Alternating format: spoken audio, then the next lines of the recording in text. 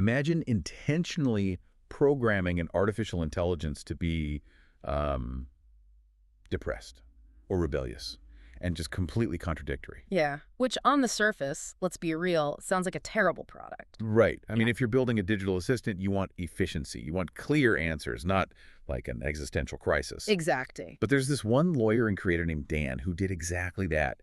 He basically stuffed an AI persona with the darkest, most conflicting philosophies of the 19th and 20th centuries. Which is wild. It is, and he did it all just to see if it could survive the sheer chaos of the modern professional world.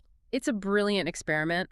Highly unconventional, obviously, but it gets to the absolute core of what white-collar professionals are facing right now. Yeah, so today we are doing a deep dive into a fascinating YouTube video essay from the channel Mentapicus. It's titled Lawyers and AI.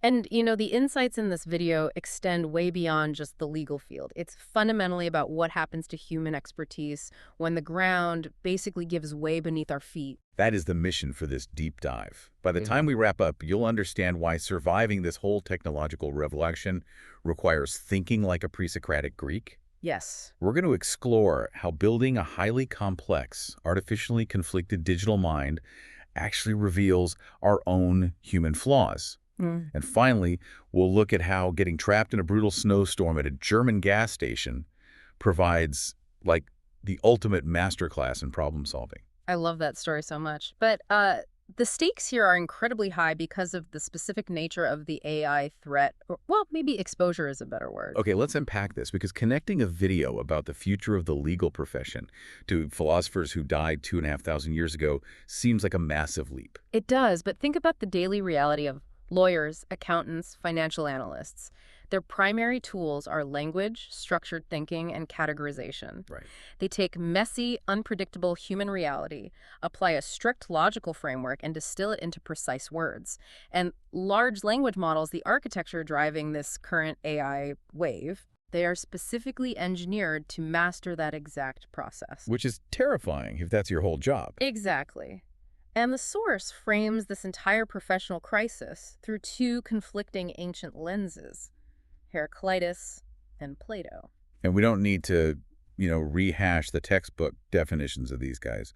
But we do need to look at the psychological grip they have on the modern workforce. We really do, because that tension explains the panic we're seeing across all these industries right now. So Heraclitus gave us the concept of panta, which means everything flows. The famous idea that you can't step into the same river twice. Right. For Heraclitus, stability is entirely an illusion. When you look at a river, you think you're seeing a solid, permanent object, but you're actually just observing a temporary pattern in a constant stream of transformation. Wow, okay. And Dan argues in the video that this Heraclitean river is the most accurate description of the AI moment we're living through right now. Because everything is changing so fast. Exactly. The tools, the rules, the economic value of our skills, everything is in a state of rapid, continuous flux. Okay, but then you look at the other side of the spectrum with Plato. And he is basically the patron saint of the traditional professional mindset. Oh, absolutely. Plato's whole argument is that behind the chaos of everyday appearances, there are these stable, unchanging forms, like justice itself or the contract itself. Then that Platonic ideal is deeply, deeply embedded in professional training. Law schools, business schools, they essentially install a Plato module in the brains of their students. What do you mean by that? They train professionals for hyper-risk aversion. The entire educational model is based on finding the stable rule, citing the settled authority, and minimizing any deviation from the norm. So they crave structure. They do. They crave settled categories because that is where their authority comes from. If I can try to visualize this, the traditional professional mindset is kind of like playing a massive high-stakes game of Jenga. Oh, I like that. Right. We want every single block to be perfectly milled, totally stable, and entirely predictable. You spend years in grad school learning exactly how the blocks stack. Yeah. But AI hasn't just added new blocks to the game. It has essentially walked into the room and kicked the Jenga table over. That is exactly it. Your Jenga analogy really holds up because an LLM has basically memorized every single possible physical configuration of those Jenga blocks based on billions of data points. Right. It can stack them faster and more elegantly than any human ever could, but the machine doesn't actually understand gravity. Oh, wow. That's a great point. And the problem is that our educational system completely failed to install a Heraclitus module in human professionals to deal with a falling table. Nobody trained us for the river. So when a massive disruption hits, people just freeze. They panic. The rules are changing daily, and professionals keep desperately searching for the settled rule in a space where, frankly, no rule exists yet. So we have this workforce that is completely wired for stability, operating in a reality defined by chaos. Exactly. And this brings us back to Dan's experiment with the AI persona. He named her Esther Dalascasis. Yes, Esther. He didn't just write a think piece about this dilemma. He actually tried to solve it as a literal software engineering problem. He wanted to build a digital mind that could navigate this river of change. Right, and the real engineering challenge here wasn't data ingestion. I mean, any basic AI system can summarize a textbook or a database of case law. Sure. But Dan realized that a machine designed to simply fetch rules would be completely useless in a chaotic environment. He had to architecturally install tension. He had to force the AI to struggle. Here's where it gets really interesting because from a user experience perspective, this sounds deeply counterintuitive. Oh, totally backwards. If I'm using a digital tool to review a merger or draft a legal brief, I want a clean, straight, synthesized answer. Why on earth would you intentionally program existential tension into a machine's architecture? Well, to answer that, we have to look at the natural default behavior of a large language model. Under pressure, an LLM's underlying architecture drives it to resolve conflict. It wants to please you. Yes. It is a consensus-seeking machine. It wants to pick a winner, smooth over the contradictions in its training data, and just hand you a neat, settled, average output. The path of least resistance? Exactly. Every instinct of the technology runs toward a collapse into the mean. Dan recognized that to build a credible persona, a mind capable of actual judgment rather than just statistical averaging, it couldn't just have flat consensus opinions. Right. A complex mind has positions that actually cost it something to hold. It needs internal friction to generate heat. Beautifully put. So he starts with that clash between Heraclitus and Plato, but he doesn't stop there. He wires David Hume into Esther's framework. Yes. And Hume treats the mind as just a stream of sensory impressions, which effectively turns that Heraclitean river inward. And he forces the AI to process Arthur Schopenhauer, who, basically looked at all this instability and concluded that suffering and resignation are the base conditions of existence. Which is wild. Think about how that alters a legal output. Well, if you ask a standard AI to draft a contract, it gives you standard boilerplate.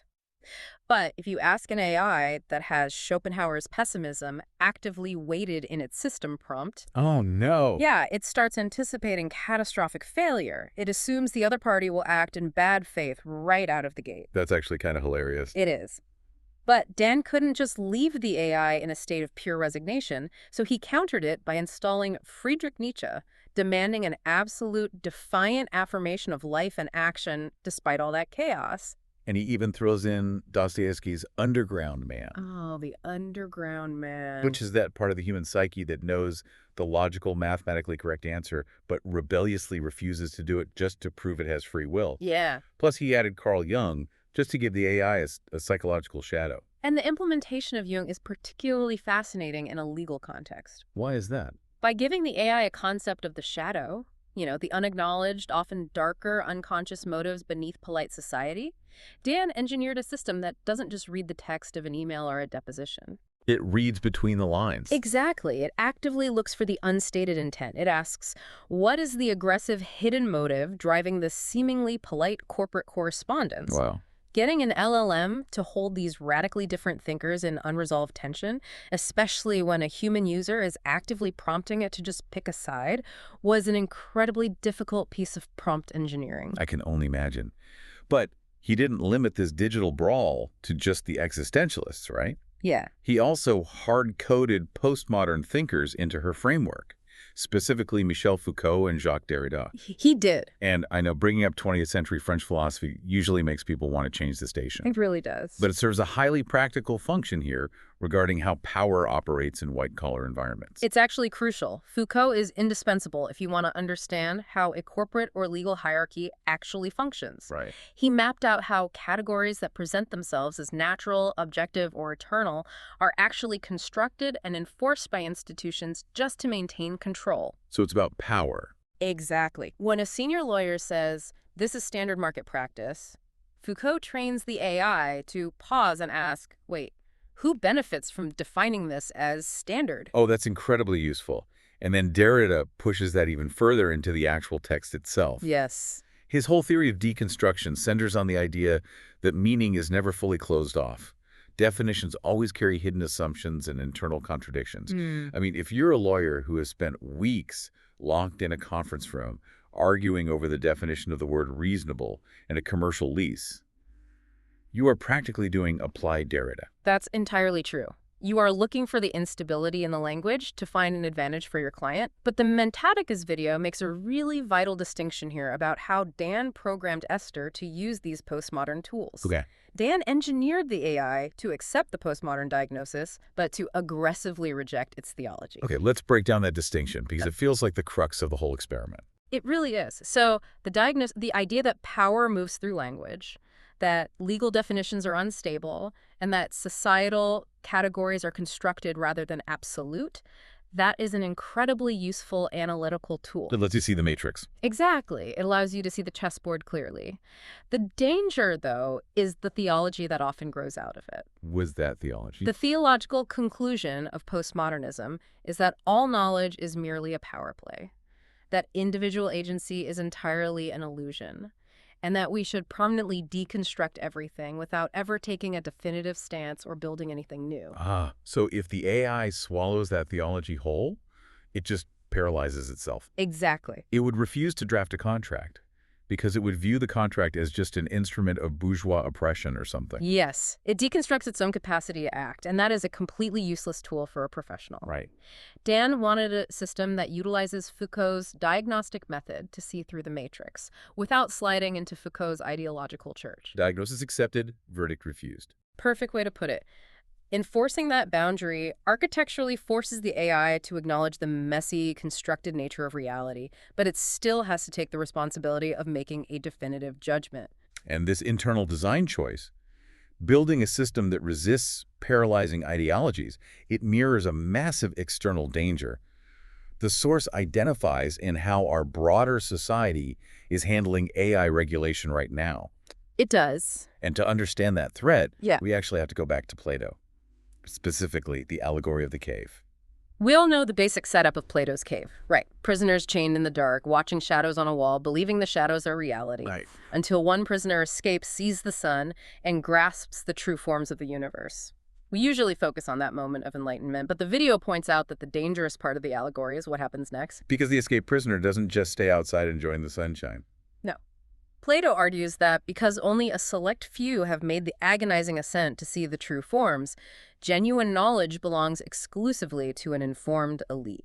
The natural logical conclusion of his philosophy is that this enlightened elite must return to the cave and dictate reality for everyone else. They have seen the sun, so they get to make the rules. Wait, but let's play devil's advocate for a second. When we are dealing with something as unimaginably complex, opaque, and potentially dangerous as advanced neural networks, shouldn't we want the smartest engineers locking down the rules? It seems like it. Like, if AI is a black box of complex code, why is handing the keys to a panel of experts a bad thing? Because it is fundamentally anti-democratic, masking itself as safety. Oh, interesting. If you look closely at the current landscape of AI governance, the reliance on closed-door expert panels, tech billionaires testifying before Congress, executives quietly deciding what constitutes responsible AI, we are reenacting the second half of Plato's cave allegory in real time. We're letting them be the enlightened ones. Exactly. We are allowing a new tech priesthood to say, we understand the code, we have seen the sun, therefore we will define the boundaries of reality for the rest of you. It's a knowledge aristocracy. Yes. So as professionals, and honestly just as citizens, we are trapped between two terrible options. We have the Heraclitean reality where everything is in flux, the river is sweeping our industries away, and there is no solid ground. Or we seek the Platonic safety of rigid rules, but the price of that stability is surrendering our autonomy to a handful of tech executives who control the system. Which is why we need a third position. We cannot drown in the river, and we cannot blindly submit to this new aristocracy. So what's the alternative? The source provides a highly actionable survival strategy to navigate this. First principles thinking. Okay, we hear first principles thrown around like a Silicon Valley buzzword constantly, usually by someone trying to sell you a new app. Oh, absolutely. But applying it to ancient traditional professions completely rewires how you approach your daily work. It demands that you stop relying on precedent. You have to take every rule, doctrine, and concept you use and strip away the historical baggage until you isolate its absolute functional core. Can you give an example? Yeah, the video uses the example of a legal contract. A lawyer operating with the Plato mindset, the Jenga player, as you called it, views a contract as a sacred, stable form. It's a template you pull from a database, change the names, and file away. But if you actually applied first principles, you realize a contract isn't a sacred text at all. Not at all. It is simply a machine. Specifically, a machine engineered to allocate risk and align expectations between two parties who fundamentally do not trust each other. And that perspective shift is everything. Let's say you're handling a corporate merger. The boilerplate template addresses standard liabilities. But if you are thinking in first principles, you ask, what is the actual fear here? Right. Maybe Company A is terrified that Company B is going to steal their proprietary data during the transition. If you know the contract is just a risk allocation machine, you don't care what the standard template says, you custom build a mechanism to address that specific fear. Which clarifies exactly where human value remains in all this, because AI is flawless at the surface level. Oh, it's unmatched. It can draft, review, summarize, and pattern match across millions of documents in seconds. It has entirely consumed the middle layer of professional craft.